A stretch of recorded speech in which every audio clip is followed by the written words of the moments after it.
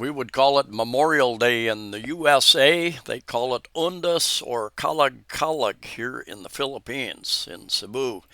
And it is, memorializing those relatives and friends who have passed away.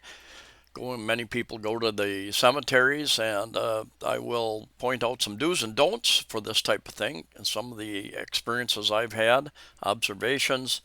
And a little later, we will take a walk through a couple different cemeteries that I've been at over the years. Some people, I don't know if they still do, I think they've closed a lot of these off. People used to live in these cemeteries as well. So we'll get into a little bit of that information. Anyway, let's get into the article. And do's and don'ts for visiting cemeteries. And let's see, they call it Kalag-Kalag, Kalag-Kalag or Undas here in the Philippines. And for a couple of days, families prepare to visit grave sites. This Kalag-Kalag, local authorities are urging smart, respectful, safe behavior. And anyway, this is what a lot of these cemeteries look like. You will find some of the richer people that have larger grave sites and monuments, gravestones, even enclosed areas with locks on them, maybe even a caretaker that is staying inside of the caged area, fairly large, almost like a small condominium. But this is very normal here in the Philippines, and some of these have the remains of loved ones. Before I get further into this video, Kalag-Kalag 2025 here in Cebu, I think that's a Cebuano term.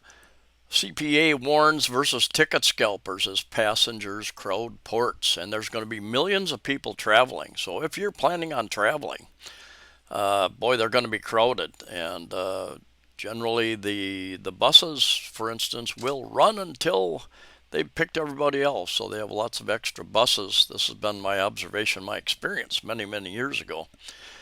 I think we waited till like midnight to get on a bus going north.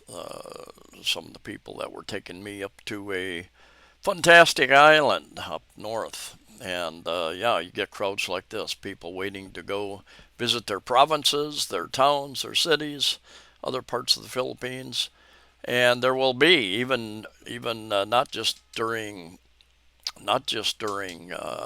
holidays, and this is called All Saints Day, November 1st, All Saints Day, November 2nd, All Souls Day. Another word for that.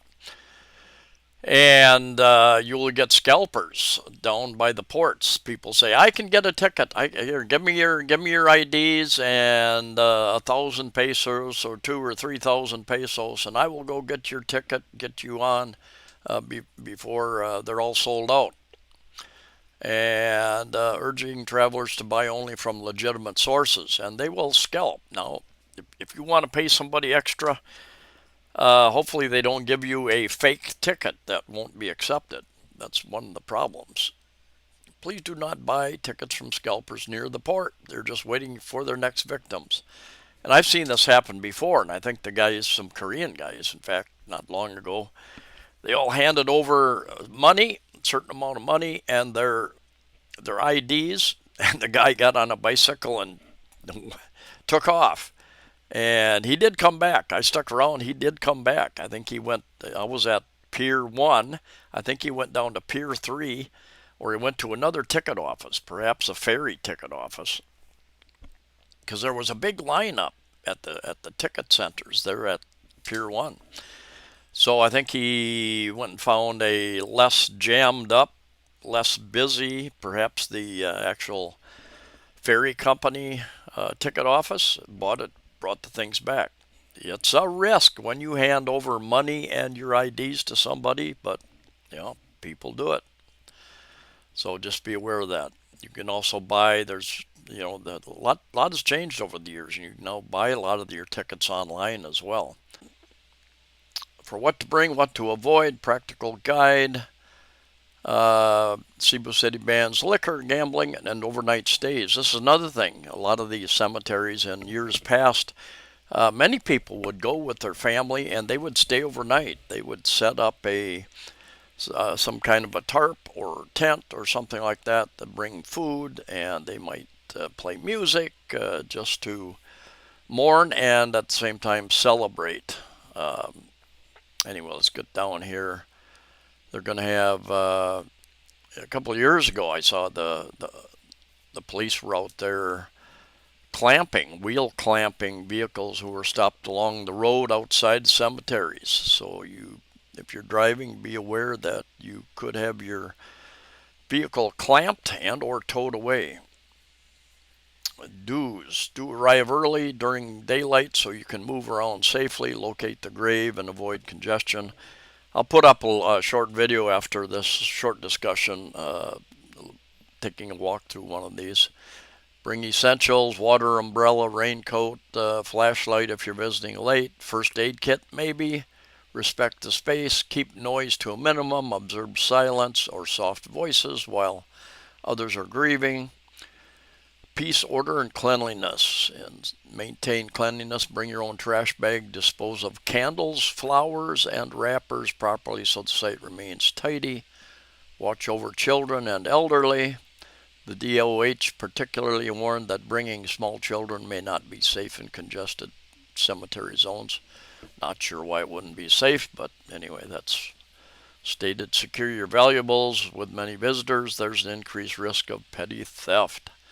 Be mindful of bags, phones, and wallets. Don'ts: what visitors should avoid. Do not bring alcoholic beverages and sound systems. It seems to be common sense, but not for some. In Cebu City, local authorities imposed a strict no alcoholic drinks, no sound system policy inside cemeteries. Don't carry prohibited or dangerous items. Explicitly remind the public to avoid bringing bladed weapons, gambling paraphernalia, and liquor. Don't stay too late in poorly lit areas, even if you plan to visit early or later. Ensure you're with trusted company. Use a flashlight or torch. Stay on paths. And some of these areas I've been in cemeteries that are kind of overgrown. And yeah, it's kind of like you're on a remote path. You're back there by yourself. I've done that, been there, done that. Avoid creating a disturbance. Loud gatherings, playing loud music, or disruptive behavior undermines solemnity and may be subject to local rules. No sound systems. Don't leave unattended trash or candle wax mess. Adds to the workload of cemetery staff. Avoid bringing too many items or piling up goods at the gravesite for long hours, especially in busy cemeteries. Yeah, some people will bring even food. I saw this especially in Vietnam a number of years ago. And it wasn't even a special day, but they've got a little different type of religion there, kind of an ancient. And they'll bring food and set food up at the gravesite of their family members. You can stop the video and read through the rest of the practical tips about parking and other things if you want there. But let's get on to take a little trip through a couple cemeteries. So this is one, I think 2019. I took this trip into this cemetery during All Saints Day, All Souls Day, a couple days there. And yeah, people come and put flowers, and they put candles, and they might put some food in there, depends upon their religion. And yeah, a lot of Catholics, but also others as well who have different types of religions. And my understanding, you have to pay. I suppose the first few years are free. I'm not sure the details in different cemeteries and cities and municipalities. Barangays may have different rules. After a certain period, a number of years, you have to, at least, if not initially, you have to start paying. And if you don't pay for the rental of one of these spots, I'm not sure the details, so I'm not going to start trying to discuss something I don't know. if they take the remains out and inter them in some other place, what exactly they do. This one, I believe, is pretty close to Mango Avenue area, right off Mango Avenue. I've walked by here dozens of times, and then yeah, you get into this is a Chinese cemetery, I believe. And when I was there years ago with a camera that didn't have really very good image stabilization, there's people living in here. They have little sorry stores. It's a community, and I don't know if they are still allowed in there. I know they have a guard at the gate now, and I don't know if people are allowed to live in there anymore or not. Chinese cemetery. I'd read years ago that they were gonna clean it up, but yeah, I don't know. I haven't been in there. I've walked by that security guard and never really stopped to ask if I was allowed to go back in there and walk around. I don't know if you have to have a particular name that you're going to go site that you're going to go visit inside there to get in or not. But yeah, various types of you call them crypts. Those with a little more money pay a little more, and those with less money use these small little cubicles. And yeah, it's not really kept up very well. Now maybe it has. This was years ago. Maybe it is kept up much better than back then, but some of those are broken into. I've heard. I don't know the details that people break into them and try to steal any valuables that might have been buried with the people, gold teeth, any other valuables that might have been put into those areas, and then the bigger ones that may or may not have fences around them and closing them. But yeah, a lot of this area was overgrown. Like I said, this is many years ago, probably 7, 8 years ago when I was in here. So it may be all cleaned up. I'd heard years ago that they were going to come in and clean this area up. Definitely needed it. Definitely could use a lot of sprucing up there. But I've been into a number of different cemeteries as I travel around the Philippines, and this is not uncommon that they're just not maintained very well. I'm sure there are those that are maintained well, probably private cemeteries, and then you've got some like this one up here, a more wealthy family, and very large. I'm not sure what you call this, but a little nicer area of the cemetery.